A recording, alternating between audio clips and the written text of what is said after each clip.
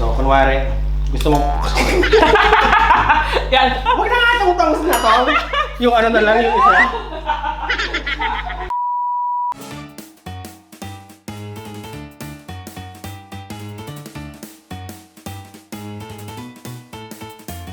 Welcome everyone to another special episode of Josie's Kitchen.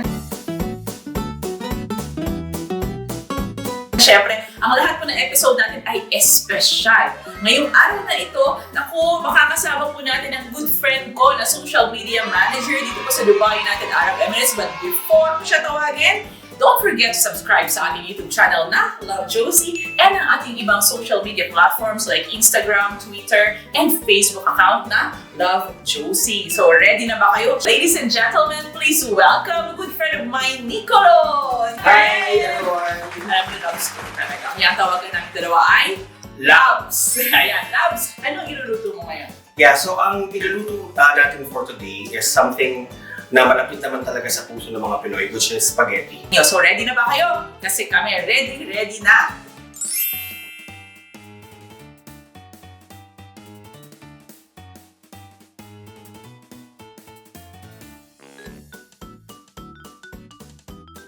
Alright, hi! So now we're ready to cook our Spaghetti101 or also known as Spaghetti Starter Pack. Ang uumpisahan muna natin ay kung paano magluto ng pasta. So tip number 1, make sure to use as much water as you can. Tip number 2, salting the pasta cooking water. Normally kasi 'di ba kapag sinabing salt your pasta cooking water, parang iniisip ng mga tao parang okay, isang ganyan lang. Pero actually, it's not supposed to be like 1 teaspoon or 1 tablespoon. Ang tamang measurement ay basically isang dakot. Right? So, as much salt as you can use. Next quick technique is, so when dropping the pasta noodles in the water, parang pwede mo rin namang i-drop na lang. Right? Pero may style din siya para sa umpisa pa lang, you're already starting to guarantee na hindi siya magdidikit-dikit. Iwawagayway mo siya na ganyan. You just wait a couple of seconds, maybe 10, 15, until mag-start na lumambot yung pasta, and then you can start submersing all of them. A few inches later. Alright, okay, so now, ready na yung ating spaghetti. This is very important. Before you drain your pasta, make sure to save at least 1 or 2 cups of the pasta cooking water. Kasi actually magic ingredient to eh. Yung pasta cooking water, mamaya, ilalagay natin siya dun sa sauce because it will help the sauce bind to the pasta. Okay, so what is involved in this meat sauce? So number 1, hindi lang siya isang meat. So I usually like to mix 2 different kinds of meat. So in this case, we're using beef, and then we're also using a little bit of, you can use lamb or chicken, or you can use, if you have pork, if you have access to pork, use that. In this case, we're using pork. So I'm gonna mix these 2 together.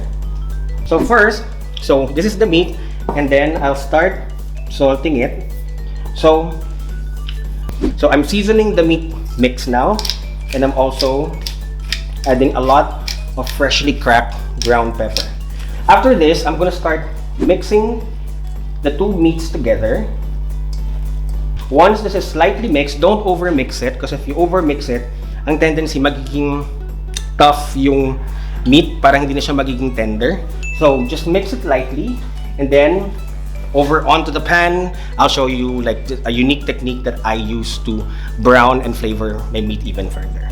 Alright, so this is what I do with my meat. Instead of adding all of the meat at once or in big batches, binobola-bola ko siya ng ganyan. So once you put the meat in the pan, maybe give it mga 3 to 4 minutes per side for it to get caramelized and really seared. So now we'll turn it over so you can see what I mean. And now we proceed to sauteing our aromatics. So for today, dahil nga Spaghetti101 to, I'm only using very basic aromatics. So I'm just using 1 medium-sized red onions. Right, so off camera, I've added the garlic. Tapos, I let them saute together. And right now, to encourage it to be even more flavorful, I'm gonna season it with a little bit of salt and also a little bit of pepper.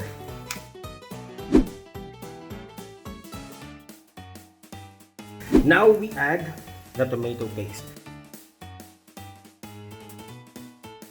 So now that we've sauteed the tomato paste for a few minutes, I'm gonna add my secret ingredient, anchovies. So okay, so let's say hindi kayo makahanap ng anchovies or talagang hindi ko kayo makonvince na sakyan ng anchovies. Pwede rin namang gamitan ng patis. We're gonna bring back to the pan yung ginawa natin parang mini pork and beef bola-bola kanina. So we're going to start mashing this beef and breaking it apart.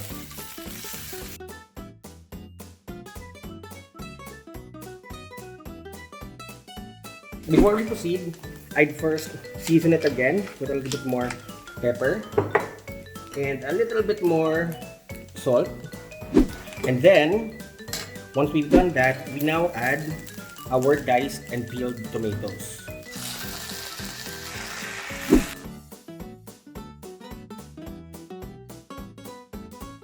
And then, I'm gonna add a little bit of water. We're just gonna simmer this for not very long, maybe 15 to 20 minutes, and then after that we're gonna bung in the pasta and then we're gonna beat that.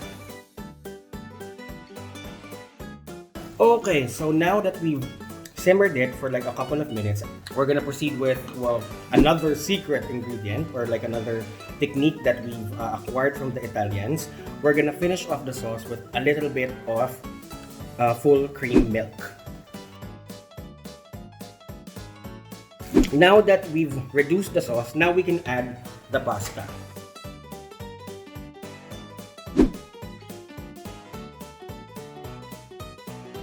Yan, and dito ngayon pumapasok yung importance ng tinabi natin na pasta cooking water. So as you can see, di ba, parang masyado ng thick yung sauce, parang hindi na siya makakilos. So we're gonna add a little bit of the pasta cooking water just to loosen up the sauce a bit. Then maybe just give it a few more minutes to simmer down and come together. And then we're gonna start plating. Okay, so before we plate, another thing that I also like to add is extra virgin olive oil. So again, we're just gonna simmer this down for like 2 to 3 minutes, and then we're good to go. A few moments later. Okay, luto na to. Pwede na. Love, luto na yung pagkain. Spaghetti time. Ayan na! Right? Spaghetti.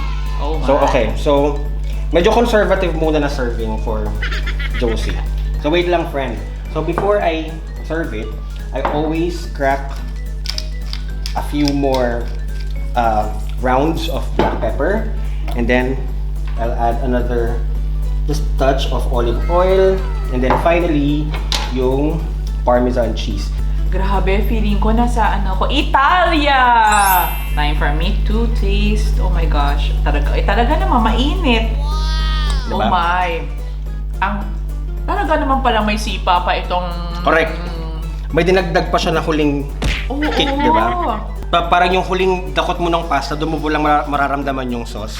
Whereas this, dahil mas buo-buo yung meat niya, parang it's better incorporated all across the pasta. Ang goal po ng Josie's Kitchen ay talaga namang pasok na pasok, lalo na ngayong araw na ito. Ang dami kong nalaman! Diyos ko, Labs! Again, Labs, maraming salamat for sharing your Spaghetti101 with us. And isang malaking check na naman tayo ngayong araw na ito sa ating episode na Josie's Kitchen. Again, don't forget to subscribe po sa ating channel, Love Josie, and ang ating Facebook, Instagram, and Twitter account na Love Josie. Again, my loves Nicholo. My loves Josie. My name is Josie, and you can always call me Mommy Josie. Bye!